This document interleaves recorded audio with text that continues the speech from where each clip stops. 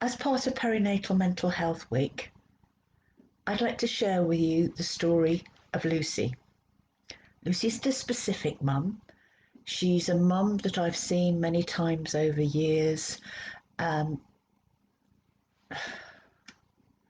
and who always presents in much the same way. Lucy was a very happy mum. She'd waited a long time to have her baby, and she absolutely adored baby Annabelle. But at her 6 week check, she saw her doctor and started to discuss a little of how she was feeling at the moment. And like many mums, she was quite anxious about life in general, about life as a new mum, trying to be as perfect as it was possible to be, which we all do. She'd known her doctor for a long time. In fact, he'd been her family doctor. And you know what it's like when somebody is being really nice to you and you're feeling not quite yourself. Lucy burst into tears. The doctor was quite taken aback because he didn't really know quite what to say to Lucy. But he said to her, I think you probably are suffering from depression, and I would like to prescribe you some antidepressants. I think that will make you feel better and help you with dealing with the baby. So he went to his computer without really asking her any more details and started to generate a prescription for some antidepressants. He went to prescribe sertraline for her, but a note popped up on his computer that says, amount in breast milk too small to be harmful, but consider weaning. Now, her GP didn't know very much about breastfeeding, and so he said to Lucy, you've done really well to have exclusively breastfed your baby for 6 weeks, but I think it's time that you now put yourself first. So I want you to stop feeding and to take these tablets. Lucy took the prescription and she left. And she didn't really say very much because this wasn't quite how she'd expected the morning to go. But she went to the pharmacy and handed in the prescription, and the lady on the desk, who knew her quite well, said, oh, yeah, I couldn't feed my babies either. You've done really well to get to 6 weeks, haven't you?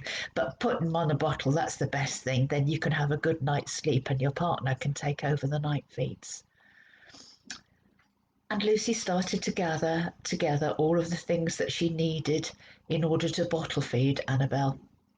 So she bought the pump because she knew she had to empty her breasts of the breast milk and empty them, wean slowly.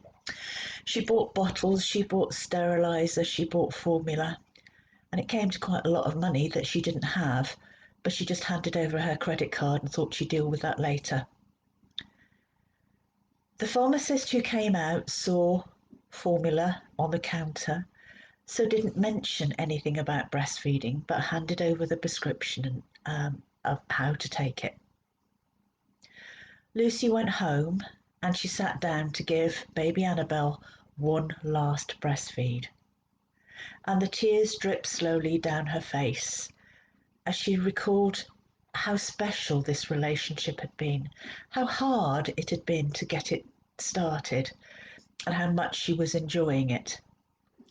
But the doctor said it was for the best that she stopped, and she really did want to feel herself again. So little Annabelle fell asleep and was put down for her rest. Meanwhile, Lucy got together all of the things to make up the bottle for the next feed.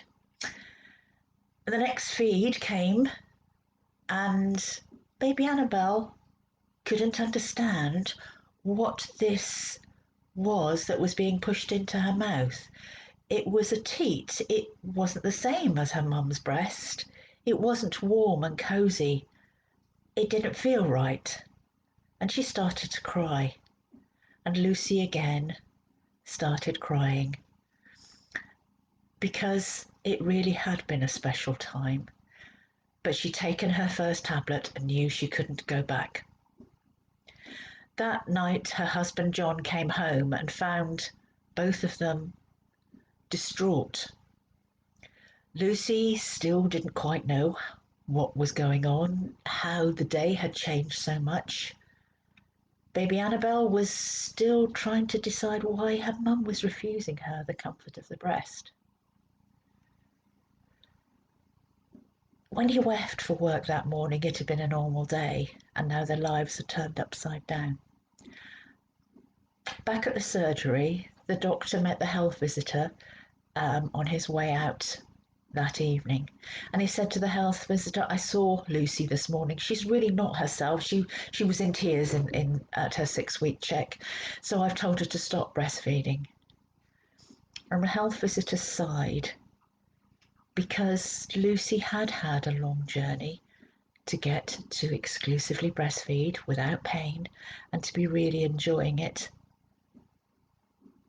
And she put down on a list that she needed to call Lucy tomorrow.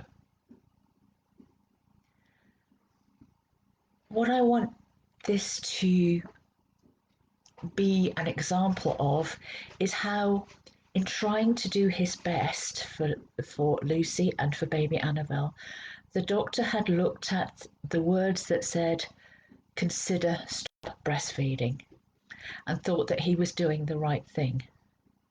Little was he to be aware that 3 days later Lucy would be back in the surgery with mastitis because she hadn't been able to dry her milk up as quickly as needed, and he had to prescribe some antibiotics for her. The health visitor had tried to listen to her. So many people had tried to fix it and say, it's okay, because, but for Lucy it wasn't okay. The damage had been done. And it took quite a while for the antidepressants to take effect. But for a long time to come, she looked back on that day with regret and wished she'd had more information. In trying to do no harm, what a lot of harm was caused. I hope this isn't your story. I hope that you will go out and empower other women to look for the good information that's out there and to share this with healthcare professionals so that we know that we can take medication for depression and anxiety and continue to breastfeed and enjoy the value of oxytocin that makes us all feel special. Enjoy your babies and give them all an extra big hug tonight. Bye bye.